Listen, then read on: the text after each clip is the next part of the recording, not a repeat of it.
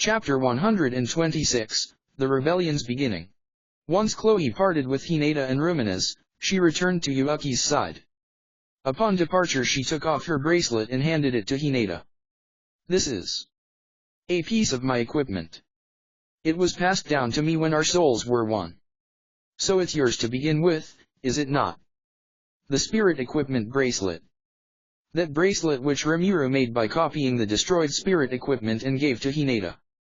Because it was linked to Hinata's soul, upon merging with Chloe it was also sent to the past.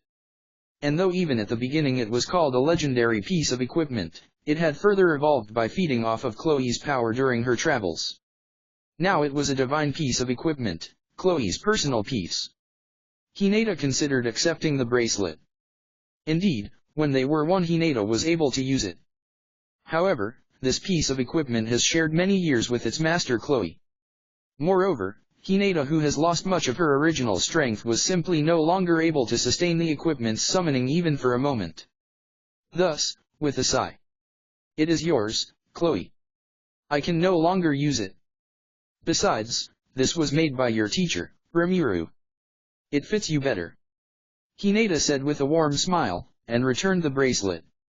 Chloe took it in her hands and held it close to her heart. Sensei made this? Is that so? So Sensei has been protecting me for so long. When I meet Ramirez I'll tell him that you're doing fine and holding onto that bracelet. So use it. Or is it called a hero's personal garb for naught?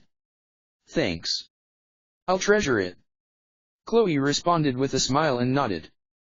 Hinata nodded in return. The two souls who have fought together for so long would no journey separate. Chloe bowed in gratitude, silently opened the door, and disappeared. Without a word to the other children. For Chloe the four kids are irreplaceable. She truly wants to call out to them and throw her arms around them. But now is not the time. When the world's destruction is avoided, then she could do it. Then she would finally be released. So Chloe will no waver. She will not meet with Ramirez and will not call out to the kids. For she was yet cursed by Hyukkie. At the very least, until she was released from this curse she could not let her guard down. Meeting old friends will certainly consume time. Though she is permitted some freedom of movement, she should not stay separate from Hyukkie for long. Hyukkie's 3 commands are powerful chains binding her. Although he is obligated to give her specific commands, she must still obey his orders. Chances are, Hyukkie is now aware that Chloe has awakened as a true hero. Though Hyukkie never gives out orders without carefully thinking of the consequences, he just may order her to fight Roominess. Which is why she must move only after considering every possibility. Upon exiting Chloe dispelled her spell. Though no one has noticed, Chloe has been slowing time the whole while. Since Hinata and Chloe awakened only 3 minutes in the world have passed. Chances are that Rumen noticed, but did not mention it. This only shows how wary Chloe is of Hyukkie. The world's destruction was caused by Hyukkie's actions. The forces in this world have been altered and a resistance force has sprouted. Even Chloe's strength is far above what it used to be. "I will defeat you this time. No, this time I will protect it." She recalled the future where she was powerless to protect anything. This time she swore to defeat Hyukkie and protect the world. She said her prayers and set off. She was the one who was called the true hero. Having thus been born, awoken, and with her resolve set, the hero Chloe began her rebellion. A young lad relaxing in an expensive kahir. Behind him is a beautiful elf preparing tea. In the chamber of the Freedom Association's master appear Hyukkie and Kaguli. Hero Chloe seems to have completely awoken. Hasn't she obtained some seriously ridiculous power? Though it seems we are still able to control her thanks to the restraints placed upon her. But we won't be able to use even half of her power. Seriously, nothing is going well. Clayman's awakening failed, Ramirez-san is still alive. There should have been more chaos by now. What do you think, Kazalim? Clearly amused the lad called out behind him. Turning towards the inquirer. You ask me that? Haven't you already come to a conclusion? The plan is a failure. Cutie Pie Clayman is dead, too. There's no way to sow discord among the demon lords now. Though we could denounce the Western Saints' church's ineptitude, there's people among us who oppose that action. The countries surrounding Jura's forest are also moving differently than we wanted. The destroyed Pharma's kingdom is being brought back together by a people's hero one. He's got to have some terrifyingly smart friends to have managed things so fast. He stabilized the country and reeled in neighboring violence. Even the monster's activity has been stifled by Tempest. The Jura forest counties are enjoying a time of never-before-seen peace and prosperity. In short, it's complete opposite of what you had expected. Kazalim replied with a bored expression. Hey, why did you choose a pretty girl but are talking with so crudely? Is that your type? Don't mess with me. It's cause I am Kazalim. 'Tis a matter of appearance, master. Kagali suddenly finished the sentence. For Kazalim, no, for Kagali these things did not matter. Strength was everything and Kagali's master possessed it. Therefore, all was well. Human society despises cooperation and is fraught with grief and death. So Hyukkie had said, but his plan seems to have gone poorly. So he's mumbling things like, isn't the difficulty setting set too high, and such while Kagali is making tea. Expression and tone aside, mastering one's limbs was not a matter for a single day. In the first place, Kazalim was not a being who understood gender, but was affected to some degree by possessing Kagali. One of those effects was to gain a cooking and tea brewing skill. So playing her role as Hyukkie requested, Kazalim, no, Kagali spent her time learning to interact with people. For someone who doesn't fight, you're surprisingly good with your hands. Well, whatever. But seriously, to have things go so poorly, breaks my heart. I feel like blowing off some steam. Don't do that. Actually, do that when I'm not here. Aren't you crafty? So weak and helpless, but sly to the end. What do you expect? I, with my planner ability, am not fit for combat. And considering that we use your ability in my wisdom, I wonder how we ever fail. True. I have a hypothesis. I fear there is a superior calculating ability at work here. Really? In that case it's time. We're heading east. Everyone will depart from the headquarters. Is that fine? Even though we had built such a solid foothold here. It can't be helped. If we don't cut our tracks now, who knows how much we'll lose. Besides, this is not the end. We have secured the hero who could have killed me. That's right, that is true. Understood. I will prepare proper personnel to be left behind. The rest will follow us east. Would that be all? Yeah. That's fine. Though I even had a plan to go demon lord hunting and to mess with St. Church's Roominess. But that's too dangerous for now. And using the hero here would be a waste. So we move. Thus Hyukkie made the order to evacuate his chambers. The 10 years he had spent building up trust to rise to this position. Without a doubt, Hyukkie did it solely to advance his goal. Now that his plan was facing failure after failure, he had no choice but give up some things. Kagali received his order, and departed to make it happen. Watching her leave with cold eyes. But damn, Chloe, to think you would become that much stronger than I am. A waste, but I fear I'll have to order you to never use your abilities against me. He muttered. That a proclamation that bore the full knowledge of the difference in their power. Wearing a smile of utter delight, Hyukkie began to think. A trump card, but also a joker which could kill him. How exciting it is. He thought. Completely ignoring his recent failures, Kagurazaka Hyukkie was enjoying the current situation. And by thus abandoning the post of the Grand Master and disappearing into darkness, he brought great calamity to the world. Thus the bringer of chaos was released. When the kids awoke, Chloe was already gone. The one most upset at her was Elisa. Chloe grew up first. I bet the only reason she did it was to get Sensei's attention. She grumbled furious. The other children were upset for another reason. They were upset because she left without saying goodbye, but the 3 boys decided to console Elisa instead.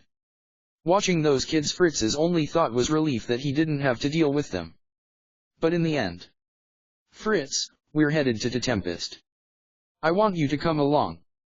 Hinata said, implying that he would be babysitting them from now on. So it's come to this, he sighed and gave up. But not all was amiss. She said come along, so that means Hinata would also be going. Cardinal Nicholas cannot leave the Western Saints Church. So, this was a chance to make some more memories with Hinata. Fritz thought and smiled. Hinata, who now appeared, nicer, felt even more womanly and truly became an unattainable flower for the Templars. Fritz could not possibly allow Nicholas to monopolize that flower. For Fritz, who was in his 20s, Nicholas, 30s, was an old man. To allow that old man to have Hinata would hurt Fritz's Templar pride.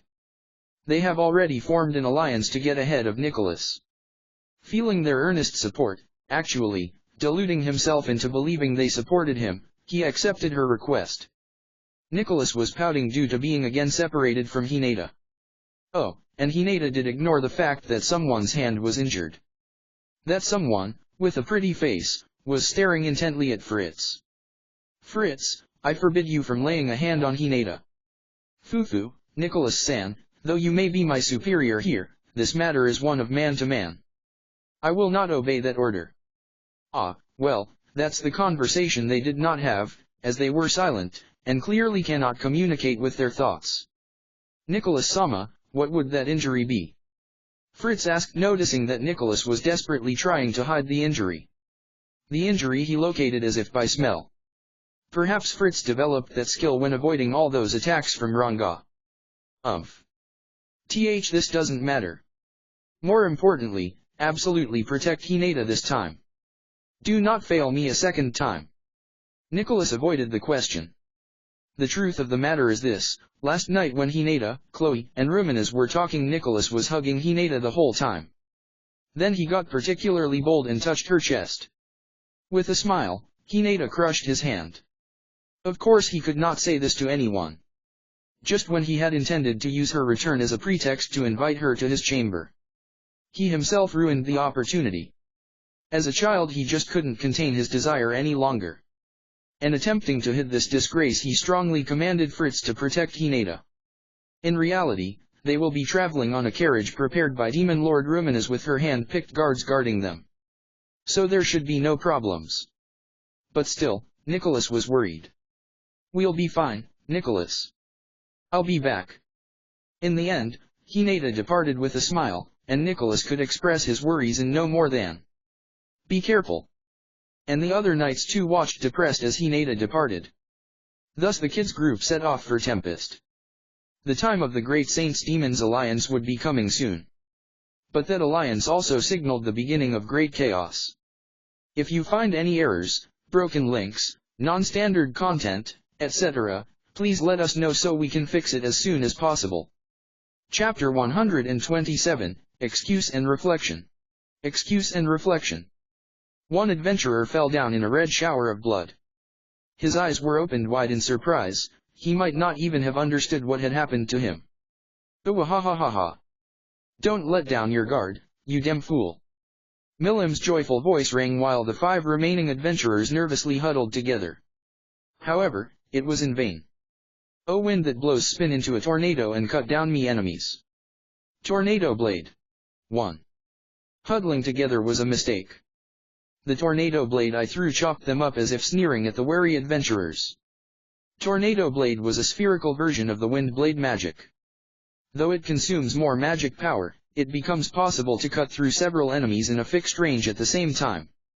It's a convenient magic for group battles. Milim performed a surprise attack against the first person to scout for traps. It was a quick death.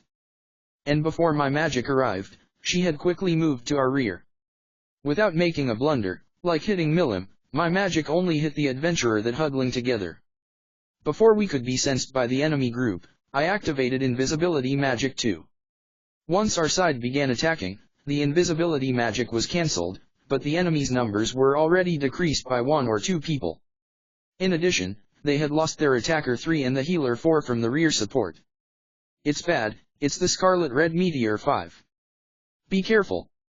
Damn it, Marja and Nadia were killed by magic. Jean isn't breathing either. Shit, you guys. How dare you? They confirmed our identities now that they could see, and the vanguard came at us burning with anger, but... Quahahaha. How naive. I can't let you pass. You shall not pass. LOL. Feldera and Ramirez stopped the Vanguard's charge in high spirits. I could perceive the bright red bar above the warriors' heads decreasing by half when I looked at them with analysis. Those fellows' HP are below half. You guys can deal with them, right? Yes, the red bar above the warriors' heads expressed their HP equals stamina 6. I used this display rigorously. It made it easier to understand by making things look like a game. Since I've gotten used to the display, it became possible to quickly confirm the situation and give out appropriate instructions. Currently, it's a pattern of a certain victory. Beginning with a surprise attack, we managed to kill some of the enemy explorers without alerting them to our presence. That way we could take out the rear support members with low HP early via magic. It would be another story if it was a stronger enemy that capable of activate a continuous barrier. However, in this case this party's lineup was easy to defeat, so our victory was already decided. As expected, Feldera and Ramirez made a bloodbath out of the 3 warriors acting as vanguards. It was an easy victory. Part of our certain victory tactic is for Milim's surprise attack to kill the scout while I take out the rear guard with magic like earlier. Oh well, we have been hunting adventurers indiscriminately lately. It seemed like the amount of people taking countermeasures had increased a little. Though it still hadn't become a situation where they steered clear of us. Even if that happened, I'd merely switch to a different strategy. We were within the 24th floor of the labyrinth. Moderately strong people would arrive here. It's the perfect hunting ground for us. We did it. Even the likes of them weren't a match for us. You. That's right. We are invincible.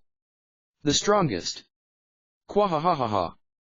They're merely small fries, they're not even a little worthy of us. My companions uttered such cocky words. Yes, we were a set party of 4. What were we doing? Of course, we were researching how the ways the adventurers fight. We learned many things. I operated a ghost, a wizard 7 fluent in magic with a body clad in a bluish-white flaming aura. I've learned several magics since we began, and I've became able to clad my body in fear aura 8. Feldera was a skeleton but his bones somehow turned golden by using a special alloy called Orichalcum God's Shine Metal Steel 9 that I had manufactured. Orichalcum is mix of demon steel and gold. In addition, it's a special alloy refined by injecting dense magic power. Feldera started by saying that a golden skull was good, but then I made a whole skeletal structure golden. As long as there was a core, anything seemed fine for making bones, so the conversion was done easily and a golden skeleton was made. The current strength couldn't be compared to that of the bones from before, it became pointlessly high spec. Milim was feared as the Red Meteor 10. Because she moves at an abnormal speed, she leaves a red afterimage that looks like a meteor. As an assassin, with her way of eliminating her presence and leaping at the target after approaching unnoticed from the ceiling, she boasted a high success rate for assassination. She threw away all abilities except agility. Her battle style relied on speed and critical. It seems she become a fearsome legend. Ramirez was part of the fighter faction. She wields an axe with all her strength as if she mocking the powerlessness of her original body. Her combat style was to go all out, making her popular as the living armor-moving heavy armor 11 that wields a death axe Grim Reaper's Great Axe 12 insanely. Perhaps, it was stronger than the original body. No, it's nothing. Such a thing doesn't matter. Making such an impression, we had become a source of fear known as the Dungeon Deathbringer of the Dominator Labyrinthus Will 13. Because we were stronger than an unskilled boss, we were the pinnacle of badness. It could be called a natural reaction. As I mentioned earlier, our main purpose was to research the ways the adventurers fought. We weren't playing at all. That point shouldn't be misunderstood. We make an effort every day and do nothing but research day after day. Such an honest effort may be useful someday. And so, we saw a rare adventurer that used a never-before-seen extra skill, and used an original magic. We gained a splendid amount of knowledge. Right now I can analyze extra skills just by seeing them. Such an ability was useful since it influenced our avatars.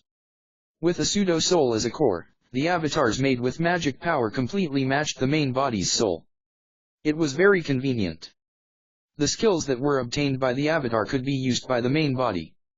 If the avatar grew to a certain extent, it seemed possible to use an ability from the main body. They seemed to be more linked than I thought. I kept researching with such feelings every day. We have proved various things. I'll say it once again, we weren't playing around, so please don't misunderstand. It was difficult to arrive here. In the beginning, we were defeated by adventurers in the upper floor.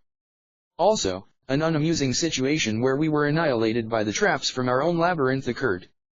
Angry, it was a good idea to prepare a magic item that would keep the labyrinth's traps from activating. Ramirez was the one who triggered the trap, but the one who was swallowed by it was Feldera.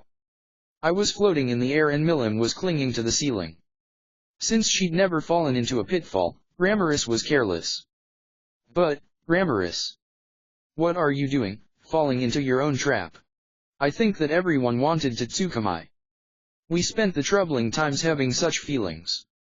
The adventurer in front of me whom I had just defeated turned into particle of light and disappeared. This was a familiar scene.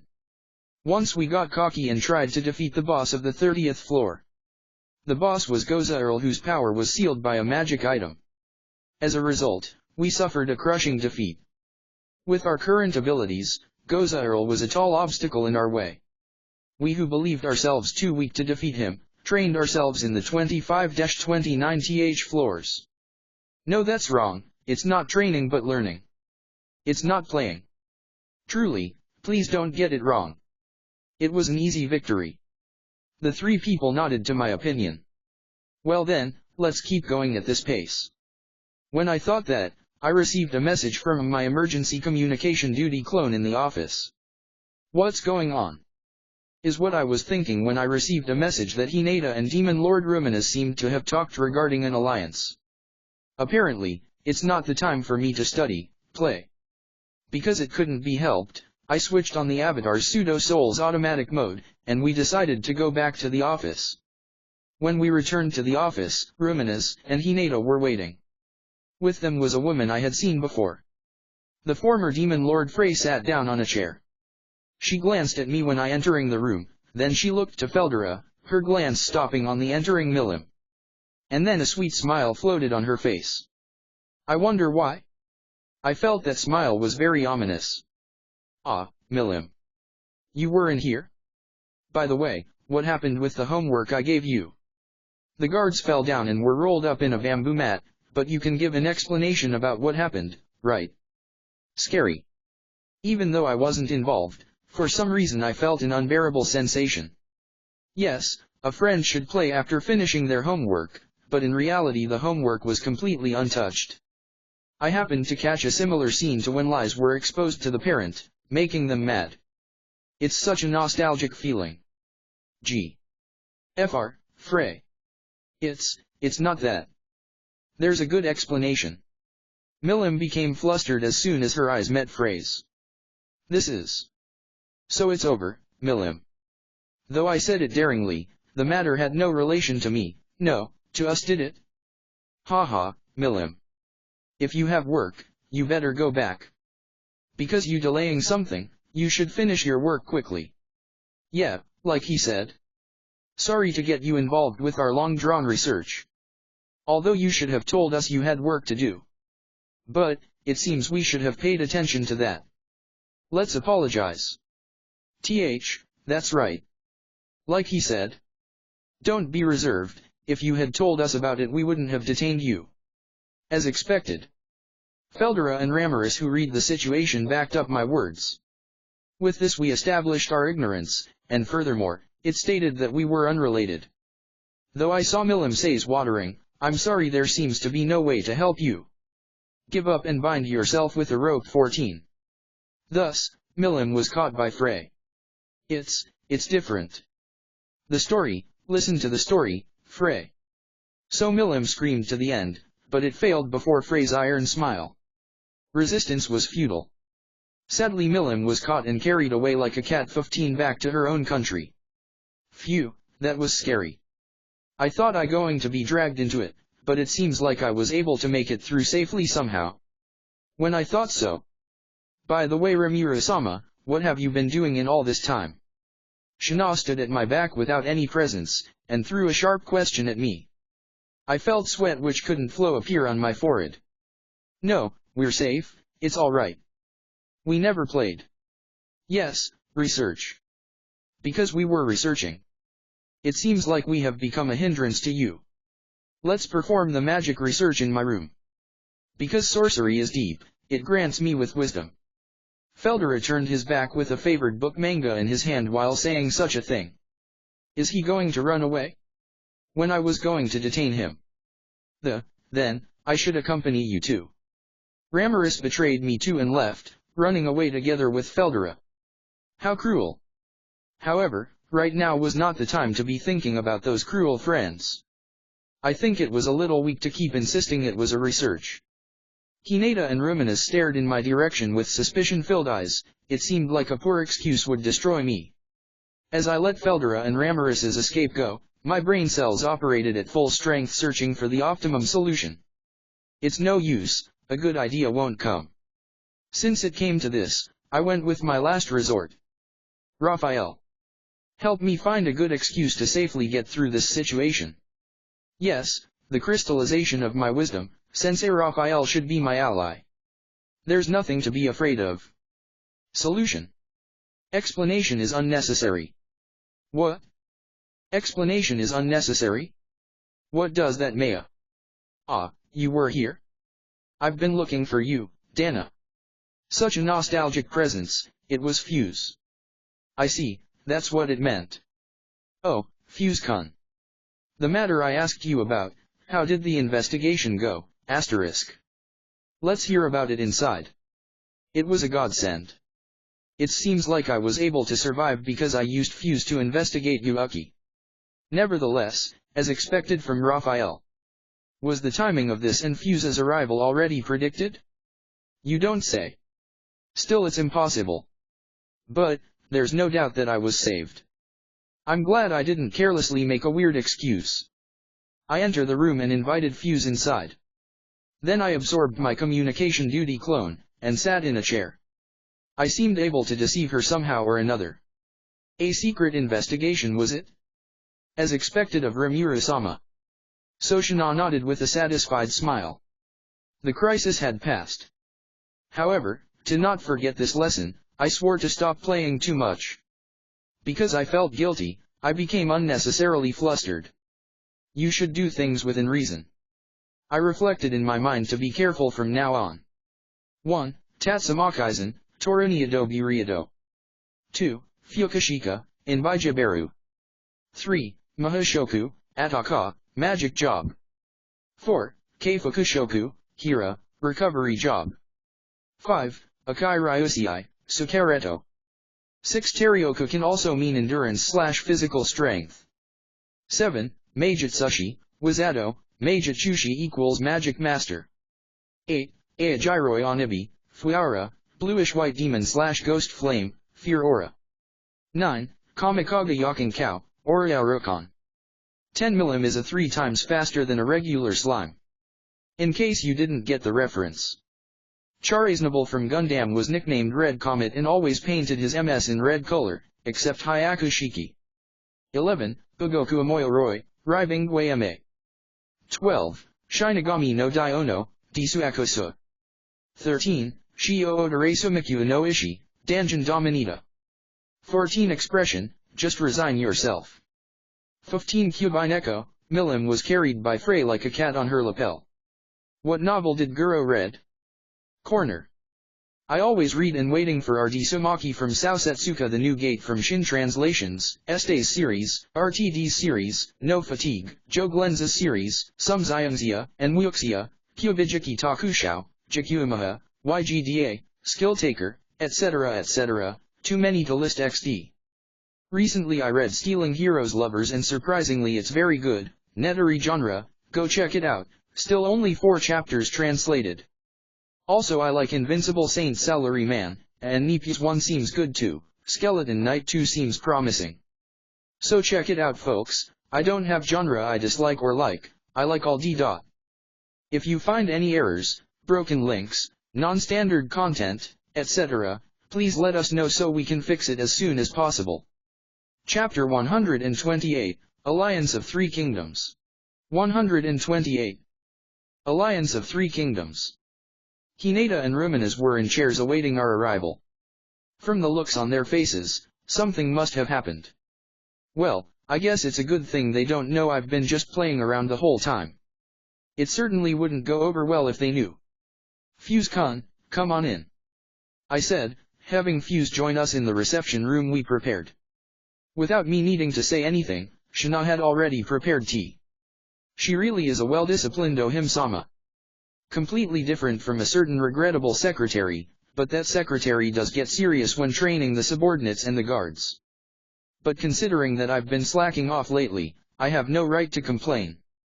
No, actually, I haven't been playing around. I was studying. Can't be getting this distinction wrong myself, or else someone will find out. Alongside Fuse, I sat on the sofa whilst facing Roominess and Hinata. A cushion made with material of the highest quality gently caught my body. Hey Hinata, it's been a long time. Roominess-san, nice to meet you. No, we have met before. It's been a while. This is Fuse-kun. He's the Freedom Association branch head in Vermont. I introduced Fuse to the two ladies. And nice to meet you. I, within the Vermont Kingdom, work as the head of its Freedom Association branch.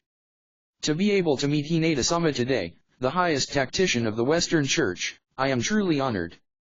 And to this beautiful lady, it's the first time we've ever met, but you must be someone of illustrious prestige. I am uneducated in these matters, so please forgive my ignorance. Greatly nervous he greeted them. Completely ignoring him, however. Rimuru, was it? 'Tis been a while, since Walpurgis that is. Glad to see you healthy. But, that man must not remain here. Freedom Association is the enemy. Or have you not noticed the identity of he who manipulated Hinata? Knowing this fully well, why do you still associate yourself with someone from the Freedom Association? Translators/editors note, the word Roominess uses to address Rimuru as Kisama, which in modern time is an insult, commonly translated as bastard. Centuries ago, however, it was used to address a person politely, and this translation clown feels fits better with Roominess' mannerism. One of the primary demon lords, Roominess asked with an accusatory tone. She is a cute young girl, silver hair, and heterochromatic eyes giving off a gold and silver shine. Why is one of the octogram here? It's also strange that she's by Hinata's side. The worst thing I could do here though is act hostile and make her an enemy. Besides, forging an alliance with the Western Saints Church will probably allow Tempest to fully integrate into human society. And that's something I earnestly want to achieve. Hinata and Roominess's relation is yet uncertain, but perhaps it's best to speak openly rather than keep secrets. But considering that Roominess probably knows everything Hinata knows, perhaps it's better to keep certain things hidden. But first, let's get them to trust Fuse. Right when I needed it, Shina entered the room with the tea prepared. Shina handed out the tea, and left the room after taking a bow. I glanced to the side and confirmed. Now then, doubling as an introduction to Fuse-kun earlier, I would like you to have a look at the report. After saying so, I beckoned Fuse. With that alone, the endlessly anxious Fuse seems to have caught on. Understood. Apparently, it would seem that I am under suspicion. So as to clear myself from that suspicion. Saying such, he began explaining the current internal situations of the Freedom Association. Fuse's report was simple and concise. Hyukkie has taken over 90% of the Ingrasia headquarters. The female submaster Kaguri is also under his direct command. In addition, high-ranking adventurers with abilities on par with branch heads has also sided with Hyukkie. And thus, with the organization currently so, it would prove difficult to denounce Hyukkie. However, it would appear that those outside the headquarters are not affected. Since it seems that his brainwashing and thought manipulation isn't omnipotent, something we can be happy about. Better yet, the citizens do not appear to be under his influence. The only thing they have been convinced of is that monsters are the cause of most calamities and are the enemy. If it's to this degree, and considering my current progress, building a relation of mutual trust not impossible. I mean, think of the satellite city built around the labyrinth. There orcs, goblins, monsters, and adventurers are able to sit in a pub and share a meal. We're certainly making progress towards building trust between us. I have proven that it is possible for humans and monsters to understand each other. However, any further investigation is impossible. The person who went to investigate the Submaster Kagari alone had his memories erased. He was crippled and wandered the town as if protecting it. He even forgot his own name. There's no proof that Kagari did it, but considering the situation it's pretty obvious. Besides, she probably knows that we've been investigating her. I have no excuses, I have failed there. It seems anything outside of this is out of his hands. However, this is enough. If that's the case, then that would make saving the children a problem. If I make a move, there would be the problem of it being pinned as a kidnapping by the Demon Lord. However, if I ask Masayuki, then there's probably no problem. Fortunately, there's a convenient reason to every one of his actions, making him suitable. Since it's absolutely impossible for Hyukkie to control him, there's no need to be reserved. After rescuing the children, I'll immediately dissipate the effects of any mind control. But I can't have them think that I've been playing around here the whole time, so I should make it look like I've done a lot. However, about the erased memories. It's troublesome, but if it's me, then I might be able to restore it. Fuse, I'll try to heal those who had their memories wiped. If their soul and their brain is intact, I might be able to somehow. What? Is that true? Please, do it somehow. In response to my offer, Fuse looked at me with expectant eyes. They have been acting by my orders, so they are essentially my subordinates. If there's a way to cure them, I have an obligation to do it. He had a happy look on his face and readily accepted the proposition. But to think he trusts me so much to accept a deal with the Demon Lord makes me kind of happy. And so, overlooking our exchange, Rimuru, do you really think that you can coexist with humans? Human are creatures whose thoughts cannot be read simply through their words. 'Tis it not better for them to be controlled by us? Roominess gives me a cold look. That girl seems to have thought over this, however her opinions conflict with my own. Considering all the risks, it's certainly an option, but... Oi, young lady. In spite of your beautiful face, you say some terrible things. Control humans, who do you are? Even if you are a noble, isn't it bad to look down on ordinary people? Fuse got angry and snapped at Roominess. Oh right, I still haven't introduced her to Fuse. Well, I guess his ignorance led him to step on a landmine. Now, Fuse-kun, calm down. This person is Roominess, one of the Octogram Demon Lords. This is my second time meeting her, and the first time we've spoken to each other. First thing first, let's leave behind all truculent behavior and have a constructive talk. And, this is Hinata. But you should know more about her than I. She's the Knight Leader of the Western Church. I've briefly introduced the two. Roominess and Hinata, after listening to Fuse's report as per my request, had judged that he was no friend of Hyukkie's. However, putting Hinata aside, Roominess didn't seem trust in humans in general rather than Fuse himself. What? Demon Lord? Who? Looking back and forth between Roominess and I, Fuse was in a state of confusion. Remembering his earlier belligerent remarks, his face instantly paled. I feel slightly sorry for him, and responded. Roominess, this man is my companion. Firstly, I want to establish some trust. I don't agree with your opinion on humans, and please don't force it onto me. If you do, you will be judged an enemy. What was that? Are you trying to lecture us despite being a newcomer? If you seek a war, then shall get it. Roominess stood up, and took up a stance with both hands. I had planned to defuse the situation, but now I feel like taking this outside. How should I put this? Contrary to her appearance, she's rather short-fused. Times like this constantly remind me that all demon lords are selfish and whimsical. But I'd rather not fight in this room, though. Stop this, Roominess, didn't we came here for an alliance? Why are you adding to our enemies? Hinata coaxed Roominess with a hint of irritation. As if she was never serious to begin with, Roominess's anger dissipated. And she sat back in her chair. True, we do not wish to increase our enemies. Our aim for coming today is to propose an alliance between Tempest, Holy Empire of Rubrius, and Western Saints Church," she declared with a thin smile on her lips. Clearly she was trying to gauge my reaction. It's hard to imagine that she was a demon lord with a bad personality from her appearance. Putting that aside, we have introduced ourselves once more, and began examining the details of the alliance. That means, Roominess was the ruler of the Holy Empire Rubrius?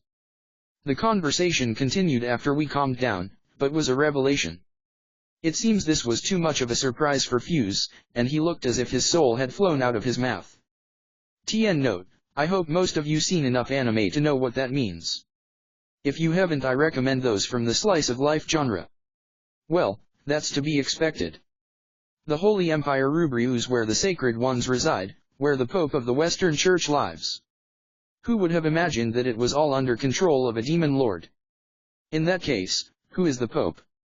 Old man, they seem to be wondering about the Pope. In response to Ruminess's words, the butler behind her bowed respectively. If I'm not mistaken, the current Pope is currently 47 years old. I thought, he muttered, and the butler transformed into a youthful figure. This is the first time we've met. I am the current Pope, Jolila Rubrius. In this youthful, he's still middle-aged, appearance, he turned into a butler clad in pure white, radiating a divine aura. His figure has become a man in his prime. In terms of human years, he would be around mid-40s. So, this butler has pretended to be the Pope of every past generation? Looking at Fuse with a glance, he was stunned with his eyes wide opened. This guy's a skillful one, I'm actually impressed. Hey, isn't this weird? Why's the Pope a follower of the Demon Lord? What the hell is this? Are you a monster? Why do I feel a divine presence? Oh, instead of fainting, Fuse acted as if a switch has been pressed as he started causing a ruckus. Fu. Jill, explain. Roominess instructed. As you command, milady. The Pope? No, Jill the butler nodded respectively. Since it feels really weird, I'd much rather he stop these extravagant butler behavior, but I'll keep my discomfort a secret. It began thousands of years ago, before the creation of the Holy Empire of Rubrius. When the evil dragon Feldera destroyed the vampire kingdom, without killing anyone, though. It was then, that Roominess and Chloe met, so it seems they've been through a lot. Even though she protected Chloe, even if she hadn't, she probably would not have been injured anyways. To Roominess, Chloe was probably the embodiment of idealized beauty. Oh, and though Feldera probably thought it was a friendly squabble, in reality it was just a one-sided rampage. However, being done in would be unpleasant, so the survivors hid and lived on in silence. However, there's the Demon Lord Roominess. She wasn't interested in simply hiding, and built an underground empire. And on the top she created an empire to sustain her underground empire. At the time, due to poverty caused by the conflict between angels and demons, there were few mighty nations. And the Eastern Empire had barely taken form. They couldn't even send forces to protect the people from the threat of monsters. Naturally, almost everyone was a refugee or a bandit, and the world was even more confused and in turmoil. Precisely because it was such a time that she, with the power of a demon lord, was able to control monsters and easily control humans. Those who sought salvation came to her. Roominess granted mercy to those who gathered under her. Using blood, life, as bait, she granted them protection. And so, all within Roominess's calculations, a country was formed this way. And thus it appeared, the Holy Kingdom Rubrius. Thus, allowing humans to live freely would lead to endless war. The reason behind Roominess's opinions was history itself.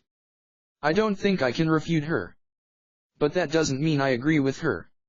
If they want to fight, let them fight. If they want to rampage, let them. Then they could reconcile and seek to create peace. But this kind of outcome could not come about through a controlled experiment. And precisely because this was voluntarily, it was interesting. And that's how it is. Now that country was born, it would inevitably be controlled by some ambitious or greedy man, the cause of Roominess's next worry. Therefore, the greater devil Jill acted as her right hand. Butler Jill is not only a vampire, but also a first-class holy sorcerer, thus making him someone who can walk under the sun. It seems that including Roominess and Jill, there were few others who could walk under the sun despite being a vampire. At the time, Since Jill was such an individual, it was inevitable for him to become the priest. So he used clones and played many roles all by himself, all to manipulate the Empire. It must have been difficult. Well, and thus, Jill, who acted as the Pope that was also said to be the incarnation of light, had obtained a unique ability. It is the unique skill Hierophant. An ability that allows a patron to dominate the will of those who seek salvation and protection. In a sense, this was a ridiculous ability that is nothing but high-level fraud. And so the people were able to live peacefully without any suspicion thanks to his ability. To be frank, for a dark-dwelling monster to gain a light-based ability is ridiculous in itself. Whilst listening to all this from the side, it was interesting how Hinata made a bitter face. The creed is everything. I guess it sounds cool, but then you learn the dark history behind it. When I looked at Hinata while grinning, our eyes met. I was looked at with a cold stare that made me think I was going to be killed. Scary. I guess I shouldn't tease her about it. I guess I'll just pretend I know nothing about it at all. And so, ended Butler Jill's description with such feelings. And Hinata's turn followed, explaining why she sought an alliance.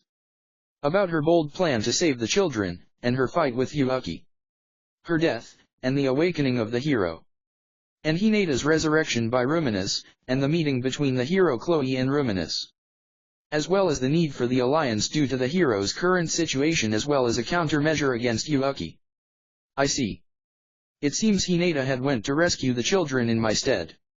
It is a welcoming story. So, what happened to the children? They are wandering around Tempest sightseeing. Kenya, though desperately wants to catch up to Chloe's strength. They are all rather upset that Chloe left without saying anything. I am satisfied with Hinata's explanation. However, I can sympathize with Chloe. It must have been painful, not only being forgotten, but being the only one who's an adult. As a hero, when the experience of the past awakened in her body, she would become an unrecognizable existence that would be swallowed by the shadow of the hero. Only those who have reached the pinnacle of power and ultimate skill could recognize her existence. She must have felt completely lost. With the power from Hinata's soul, the journey to the past. How much struggle and how harsh the journey must have been. Rimuru, the copy of the sacred armament that was given by you. It was given to Chloe. It came along us to the past, protecting us. The armor has helped greatly. Thank you. Hinata looked straight at me, and thanked me. I'm feeling embarrassed, so please stop. But, is that so? So you too, had traveled to the past alongside Chloe. Thank you for looking after her. Please stop, there's no need to thank me. It was natural for me to do so. Hinata sidestepped my thanks.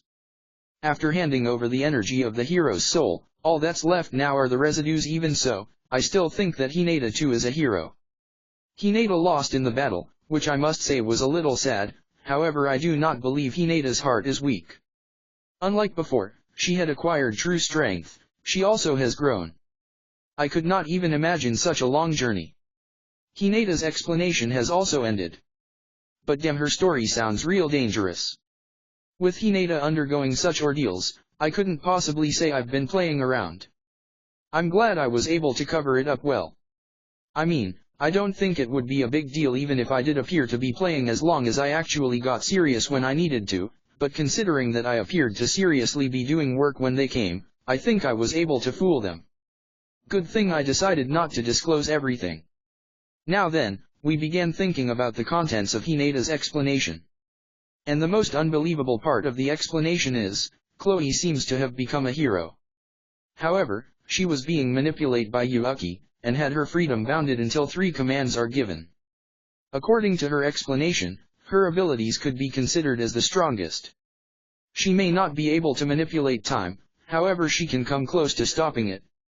In order for the strongest hero to be born, she traveled through time. Moreover, the world is heading towards destruction, and I died in that timeline. But, I wonder? Certainly, if it was the initial fight with Hinata, defeat is guaranteed. There's no doubt. However, I could have survived. If that's the case, no, let's stop. Conjectures on this topic would not help the current situation. Anyway, Chloe's safe. Our priority should be to rescue her. Ruminez's purpose was also to rescue Chloe. I will not hesitate to form an alliance to that end. The rest of the children were also brought here, so there's no need to worry anymore about the Ingrasia kingdom. There's now nothing stopping us from waging open war against Hyukkie. Yosh, I now understand the situation. We too would like to form an alliance. In response to my words, Hinata and Roominess nodded. Fuse appearing quite disheveled. Oh my god, this just became insane. Besides, how come every time I came it's always this kind of impactful serious talk? Each and every time, this isn't funny. I'm just a simply branch head. This isn't something I should be taking on with such low pay. What terrible burden now weighs on my mind. He grumbled as his face kept turning paler. Come to think of it, he does take on this role every time. I can understand your feeling, but let's pretend we didn't hear it just now. He still has a lot to do in the future. Thus, ignoring Fuse's wailing, the tripartite alliance of the Holy Kingdom Rubrius, the Western Church, and the monster country Tempest has been formed. If you find any errors, broken links, non-standard content, etc., please let us know so we can fix it as soon as possible. Chapter 129, Hyukkie Subjugation Raid. By yours truly, the Clown. Right, let me give you guys a status update. By the Clown. 1. My semester has officially started back up. I'm extremely busy Tuesday Thursday. 2. I also accidentally got roped into an executive position with a community organization. 3. There's also a club I have to teach. 4. And I also have to work on Seryan refugee immigration cases. 5. I also have 5 classes again. 6. So as you can imagine, I somehow am doing way too much. I don't even know how this happens to me either.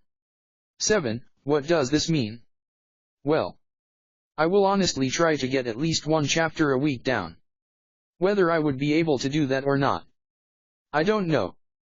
Hopefully with Guro-san's and Smoggy Kumazan's help, we might be able to release 2.5 to 3 chapters a week. But, they are just as busy as I am. I apologize for the inconvenience. Thank you for your patience. Demon Lord's Gambit Arc. 129. Hyukkie Subjugation Raid. A declaration of alliance between Holy Empire Rubrius, Western Saints Church, and Tempest was formalized on paper, and a declaration of the same was sent to every country. These kinds of formalities are normally truly tedious, but having the leaders calling the shots makes it all much easier. Hinata is also a representative of some sort. I mean, everyone recognizes her power. So with all the signatures thus gathered, that matter was closed. The alliance declares equality of its members. The matter of trade restrictions, we basically left it to the marketplace. The merchants and countries will just have to fight it out. In short, I won big on this contract. Hinata and Roominess are uninterested in matter of commerce. So they agreed to leave it up to market itself to figure the rules out as I had wanted. A free market would be beneficial for international trade. Translator's note: do we have any economy majors who can comment on Ramirez/author's claim that removing trade restrictions completely will be so beneficial? Smoggy's notes: well, if there is no trade protectionism, consumers will be better off due to a larger diversity of goods, and potential at higher and cheaper prices since firms will have to compete even harder in the larger market in terms of quality and productivity. While infant firms will face problems, large successful firms such as Ramirez will benefit from the wider range of consumer, as well as the lack of taxation needed when trading within the trading bloc. On a side note, government revenue will be lowered due to the decrease in revenue originally generated from tax, but should enjoy the beneficial GDP growth from the boosted economic activity. P.S. If they all use the same currency, no need to worry about currency appreciation. We might even create a self-sufficient system and enjoy a time of never-before-seen wealth. Currently the top brass, me, myself, and I, live in luxury, but we can still improve the quality of life of the lower-class citizens. And in order to obtain the ingredients to accomplish this, I could hope for no better opportunity than trade with the Holy Empire Rubrius. It's one of the largest agricultural countries in this world, after all. Oh, and Ruminess isn't oppressing her citizens. On the contrary, she protects them most passionately. To the point that they grow all the food they need as to not starve. Which is why if we start trading and exchanging products we could turn stagnation into abundance. And that's how I'll get to manipulate the market all I want. I'll research the climate and introduce appropriate produce. Perhaps Rubrius will manage potato while we'll focus on cultivating rice. As for the rest, I would imagine that on the technological front Tempest would dominate. Rare metal and mineral trade is also likely to end up to our benefit. I'm sure Mileskun would be able to handle that question without any oversight. The vast lands to the west, compared to those of the Eastern Empire, are terribly infertile. A battle between demon lords took place there, and the magical energy released eroded the nutrients in the soil. But, if you think about it on the flip side, you could actually use the land to grow special products that require such magical energy density. And if we leave it as is, these sands are bound to swallow up Rubrius eventually. Roominess seems to be of the mindset that she'll just up and leave for another land, but I can't say I support her plans. Isn't it better to put the land she already has to its full use and seek true coexistence? When I pointed this out and offered to send some agricultural specialists there. We do not mind. Something so trifling we can leave fully to you. She replied as if she didn't care.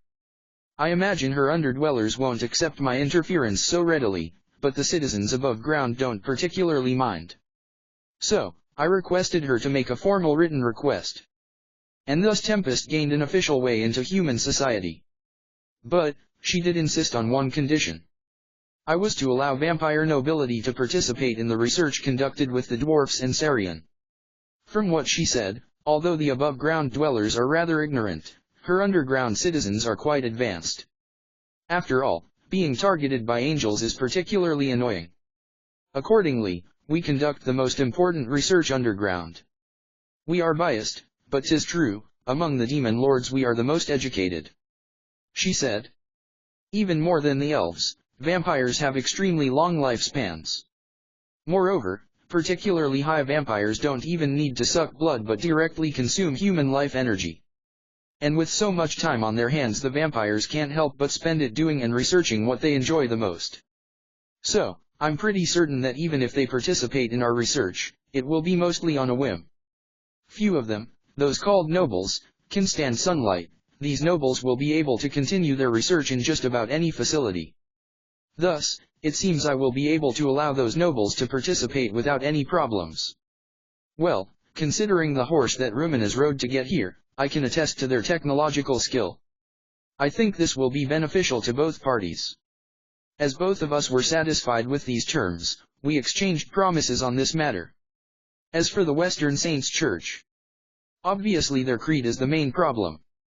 For now, notices were sent out to all those currently outside of the capital notifying them that I was by no means a dangerous existence. It's actually kind of surprising how much money and power this organization has. It's a big deal to get their backing. Currently there are rumors going around that Tempest had fought with their knights. However, thanks to us utilizing enough funds to appear appealing to them, we were able to prevent total collapse of diplomacy. The fact that we hadn't killed a single knight also helps. So instead we manipulated the rumors to be thus: we didn't fight the knights, they came over, we talked, they realized we weren't a danger, and left content. In short, we changed their background from invaders to ambassadors. Those few who know the truth must be scratching their heads right now. I got it, I got it. You actually want me to go around spreading such rumors, don't you? Fuse exclaimed, quite distraught. Thank goodness he understands quickly. But seriously, Fuse just has the perfect timing. I don't even need to call him, he'll appear when and where I need him just in time. Maybe I should treat him to a meal. Can I ask you to do this? I would be very grateful. Hinata looked at Fuse and added. Oh, of course. Please leave it to me, I will carry out your request with haste. I will show you that you were not mistaken in placing your trust in me, you were definitely correct in trusting me.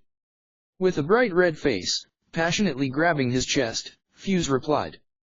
So, why was he being so redundant? Is it so important that he had to say the same thing twice? I'm pretty sure anyone would have understood his response.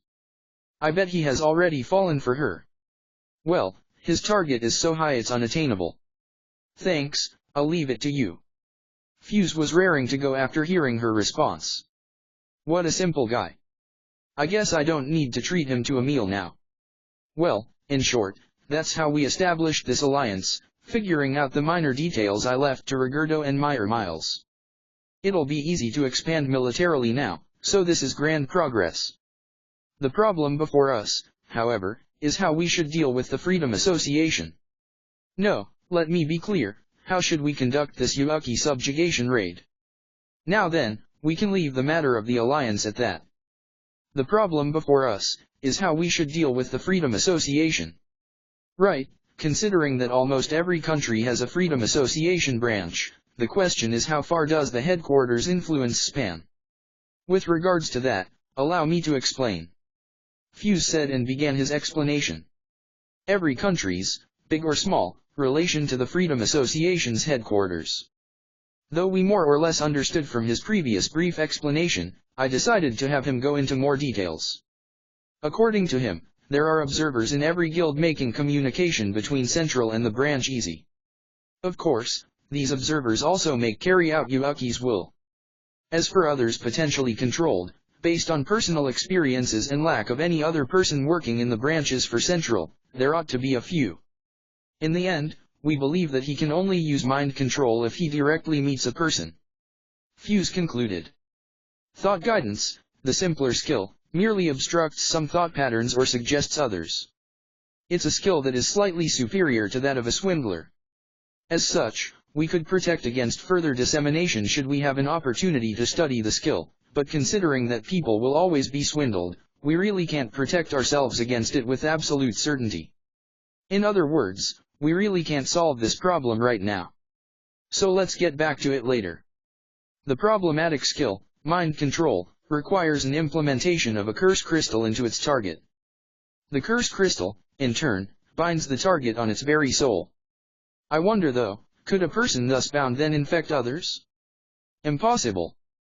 I who was similarly controlled can testify to that extent. His power is by no means omnipotent. Were it so, all the Templars would have long been his servants.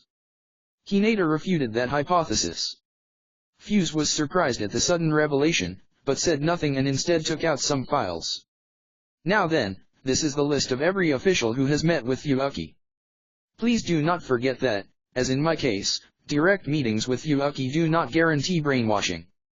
The file mentioned just that. True, Fuse had met with Hyukkie, but was not brainwashed. Was he ignored because his country is small? No, there's probably some limit to mind control. Moreover, back then he was struggling to control Hinata, whereas he must now control the mighty Chloe.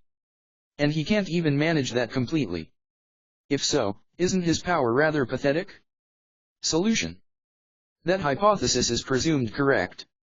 Due to expanding his power to control the hero, he most likely lacks ability to dominate another person.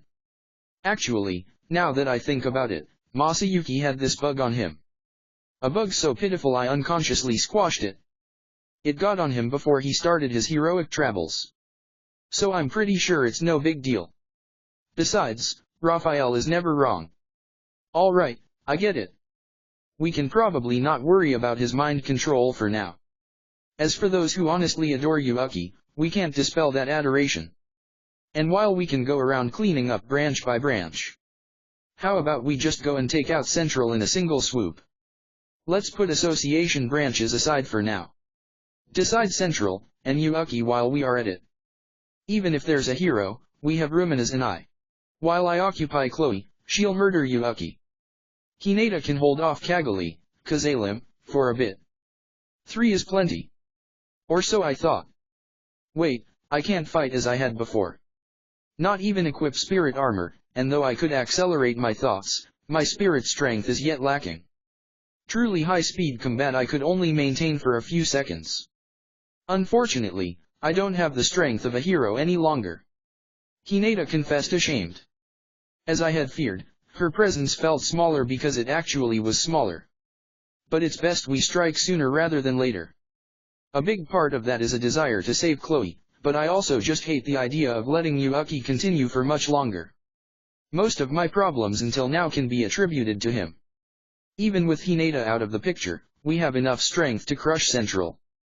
We too support crushing Central. But why should we not handle the branches simultaneously? With my servants, your men, and the Templars, should we not just crush it all? What an extreme thing, Roominess says. I had considered it, but then we won't be able to avoid chaos. But Ruminess' subordinates present an excellent opportunity. Maybe we should just go with it. Actually, create chaos? Who cares? And thus, we again reconsidered our battle plan. Our consideration concluded when we had decided squad formation. First, Central was given to Hinata. She would relate information from every squad. Next, Apprehension Corps, those who would confirm and secure any suspicious targets at the branches. That would be handled by Fuse's men, the guides, and Sui's group. We also included 7 of Rumina's nobles in that corps. We'll ignore the tiny nations and focus on securing the observers in the larger countries. And, most importantly, Central Raid Party. Of course Ruminas and I lead it. Diablo and Shin will come along. Benimaru and Gerudo will stay to protect Tempest. Ruminas will be accompanied by the 7 celestial sages. We'll have Feldera in the skies to destroy the barrier protecting Ingratia and erect a barrier preventing their escape. We'll invade once our barrier comes up. Moreover, we have Gable, Hakura, and Gobuta in the reserve troops. Ranga's also raring to go within my shadow. No matter how strong Hyukkie is, all we need to do is pin Chloe down for a minute, just enough to bring him down.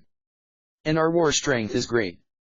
Defeat here would mean that we would have to wage total war. Kufu. A real war after so long. I am trembling in excitement. Yufu. Diablo, I ain't letting you hog all the fun. Diablo's and Shin's conversation is rather scary. These two should be more than enough to handle Cagali. Roominess has declared that Hyukkie is her prey alone, but Shin and Diablo will join in to help after they defeat Cagali. I will fight Chloe. I don't want to hurt her, but her actual strength is unknown. Underestimating her could lead to my defeat. According to Roominess. Though we don't want to admit it, she is probably stronger than we. If you let your guard down, even you could perish. She said. Though I can't help wondering just how strong she is, all present are certain that with some tactics I could keep her occupied long enough. Besides, killing Hyukkie solves all the problems. I would have wanted to talk to him briefly before killing him, but sadly we don't have the time to chat. In order to save Chloe we need to kill him real quick. If Chloe is stronger than I expect, I'll have Feldera and Ranga join. I won't let my guard down. And we'll slaughter Hyukkie and save Chloe. Having thus decided on our battle plan, we swiftly moved to implement it. And, after so heroically constructing a plan, it failed. No, the entire plan did not fail, Hyukkie simply had fled from Central. By the time Feldera set up a barrier and we had invaded, Hyukkie was long gone. Surprisingly, he abandoned Freedom Association headquarters and fled. A position of power he spent 10 years creating he abandoned without a second thought. It just shows how capable of an enemy he is. Since the point was to prevent any of his further manipulation, this plan was a failure. Of course, we could not save Chloe either. But it was not a total waste. Though even the observers had fled by then, we made sure no royalty or ruler was under his thought manipulation. Those who were we rescued. And thanks to Templar presence, we could quickly pin all evils and crimes on Hyukkie. As a result we were able to quickly contain chaos and return every nation's guild to working order. Thus, although the plan failed, we completely eliminated Hyukkie's dominion. Furthermore, we were able to lay foundation for Tempest embassies in more countries. That is, we cleared the infected regions and strengthened ties with them. And, the Western Saints Church very conveniently filled all the vacancies in the Freedom Association with our people. Though it wasn't what we planned for, we didn't lose anything either. Other than letting Hyukkie escape, we actually did pretty well. For the time being, Ingratia Kingdom and other council nations may be slightly chaotic. But, as things settle down and Hyukkie's crimes are revealed to the public, more and more nations rise in anger against him. That I must completely attribute to the power of faith in the Western Saints Church. We have also been officially recognized, though not as a Council Nation member, but certainly we've been accepted. In other words, we now negotiate with many more countries than we did before. Since we aim to coexist with humans, this is a big step forward for us. In the future, when we fight the Eastern Empire and Hyukkie, the nations surrounding Juror Forest will probably be involved as well. So, I want to seal some military alliances with them. Though we let Hyukkie escape, we improved our ability to oppose the Eastern Empire. Eastern Empire advances by forcing other countries to assimilate. There's a need to oppose that force. To that end, other countries won't be able to ignore Tempest. Thanks to this incident, these countries are bound to use newly developed diplomatic ties to create a mighty military union. Wealth, technology, and power. Tempest is fated to rise to be the epitome of these, but that's a story for later. For now, I only grieve that our Hyukkie subjugation raid failed. If you find any errors, broken links, non-standard content, etc., please let us know so we can fix it as soon as possible. Chapter 130, A Sudden Invitation. 130. A Sudden Invitation. The operation to subjugate Hyukkie ended in a failure. But taking advantage of what we could, we re-established the Freedom Association in our favor. Thanks to our efforts in removing Hyukkie and his observers, the transition was smooth. In the end, a single Templar was left in each branch, and thus a new control system was created with the Western Saints Church at the head. And the church beginning changing its language and structure to more of a spirit worship. Then there's the Free Arbitration Committee. A new organization, Freedom Association, and the Western Saints created. Unlike the Council, the International Council, which operates by electing delegates, the committee, Free Arbitration Committee, is composed of Freedom Association guild masters. Once it was established, it became a method for countries to negotiate on neutral grounds. Sakaguchi Hinata was appointed as the first committee chair. And since the Church and Templars refused to run for this office, her appointment was rather welcoming. Furthermore, according to the information the Templars collected, there were no visible dissenters at the moment at the branches.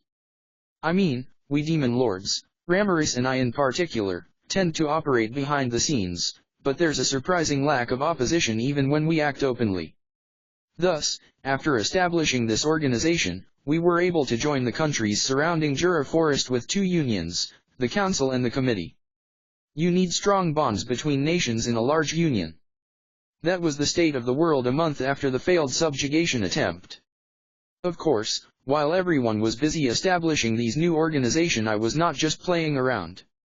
3 days after the failed subjugation attempt, he appeared. Ripping through Ingratia Kingdom's barrier, clad in silver armor, he appeared. Silver Knight Alrose. Introducing himself as a servant of the Platinum Devil Leon Cromwell, he handed me a letter. It was an invitation. As he had promised, he invited me over. But, why now? My master wishes to discuss matters regarding the hero with you, Ramirez-sama. After Alrose said so, I got an idea of what was in store. The letter came after the hero was fully awakened, surely that was the cause. Perhaps Leon knows something about Chloe. It seems they crossed blades once, so perhaps there is something he knows that we do not.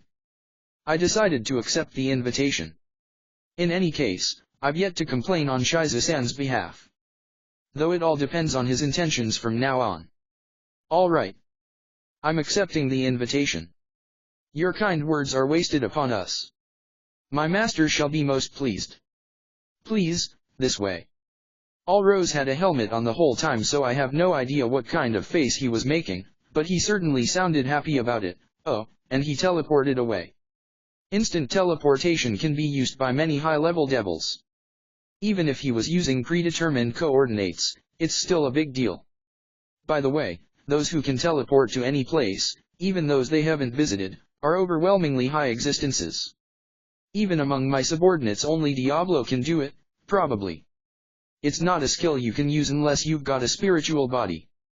The way it works is, Shadow Step Spatial Transfer Teleport. You could also move using magic circles, but the previous 3 are skills, not magic. I have been using skills and magic interchangeably, so I didn't even notice, but seems that there is a difference. Hinata said there was, and she must be right. Spatial transfer requires you to open a door and step into it to travel. It's not something you can use during combat. As for teleportation magic, it instantaneously creates and executes a magic circle allowing for instant travel. It can be used to avoid enemy attacks and such, so those who can use teleport are rather strong. But since it's usually only limited to your starting point in a previously visited location, this skill by no means decides the opponent's skill. By the way, even the lowest spatial magic should be pretty instantaneous, so one can't let his guard down. The second Silver Knight Alrose disappeared, a magic circle appeared where he stood.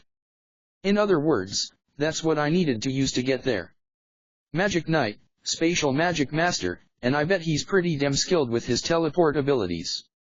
Damn you Leon, you've got good subordinates. I guess I should go and bestow teleporting on Benimaru, Shin, and the rest.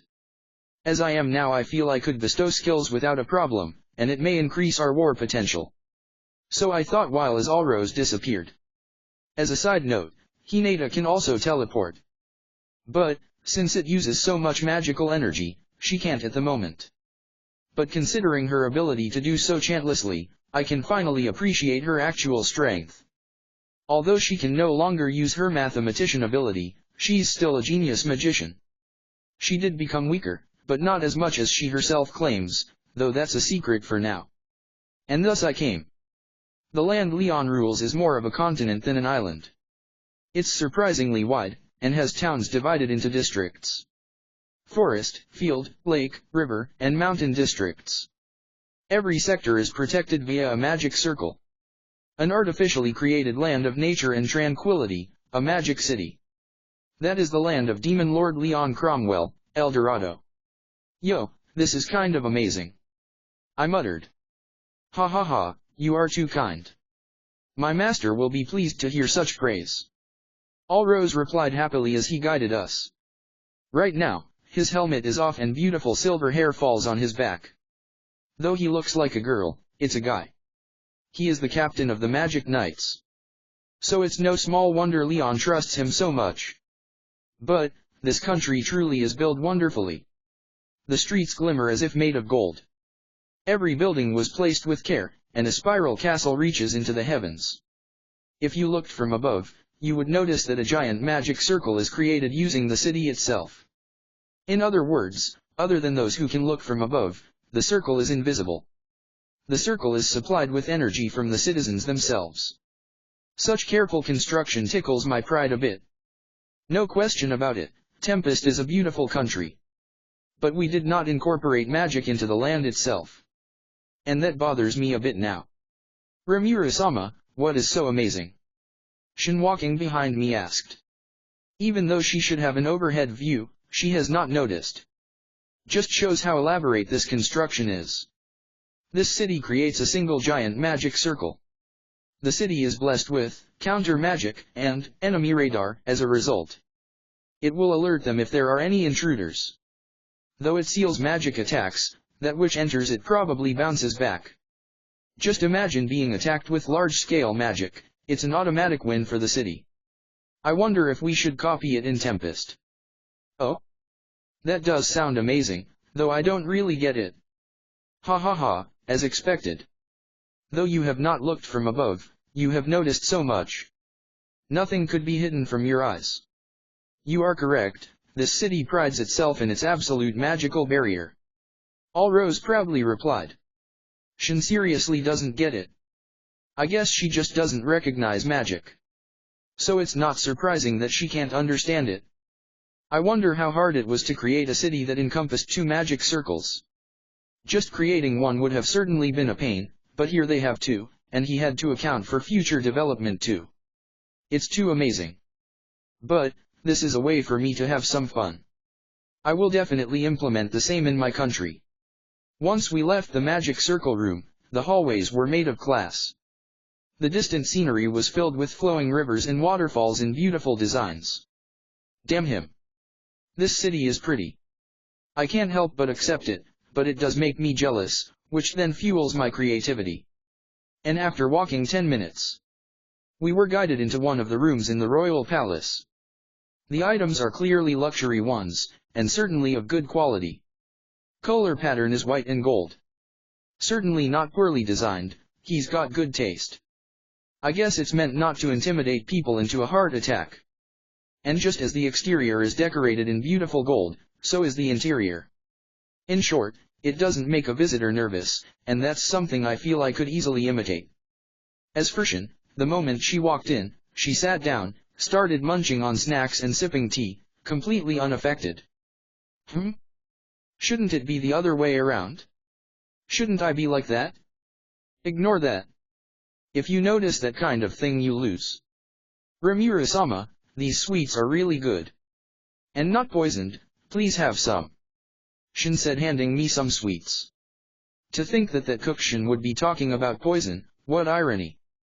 Besides, poison doesn't affect me. And like that we waited for 10 minutes. Until this country's ruler, Leon Cromwell, appeared. Did you wait long? Thank you for accepting an invitation on such short notice. He said and sat in a chair in front of me. He's dressed even rougher than I remembered, and he speaks plainly. Crossing his legs, he certainly looks like he belongs in a movie. Though Alrose is certainly handsome, Leon can only be described as beautiful. Of course, that doesn't please me too much. But leaving the matter of his manhood aside, let's return to the main question. I told him about Shizu's last moments. Is that so? She lived longer than I had predicted. Leon replied plainly. But that did not infuriate me.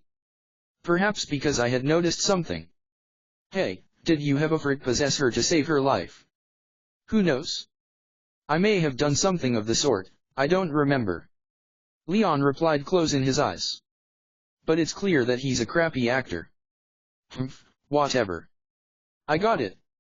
Oh, and Ramirez mentioned something interesting, you're a crybaby. When I said so, Leon's face twisted in despair. That damn brat, next time I'll rip her wings off. He said angrily. Well, seems like it wasn't a lie. I'll let her know. Oh, and you said something about summoning a special individual, is that right? That's when the room got silent. After some time had passed, Leon gravely opened his mouth. That is so. And that matter is connected to the reason I asked for you today. Leon said and glanced at Shin. I nodded. Shin, this conversation is a little complicated. Please go help out Alrose with something, could you? I said, asking Shin to leave. By all means. Shin-san, please help me in the preparation room. Leon directed Alrose to say so with a glance. Shin silently nodded and followed Alrose out of the room. And thus I was alone with Leon in the room. After confirming this fact. Do you know a little girl named Chloe? Leon asked. Yup, everything is connected. I wasn't surprised that Leon said this name. Perhaps I had predicted such an outcome after listening to Hinata and Roominess. That explains who requested Hyukkie's services for the summoning and why the conditions were as they were. That is, why children were being summoned and why most were girls. He was looking for Chloe from the very beginning, Shizu-san and the rest were simply a byproduct. But what came afterward from Leon's lips completely blew my mind. If you find any errors, broken links, non-standard content, etc., please let us know so we can fix it as soon as possible.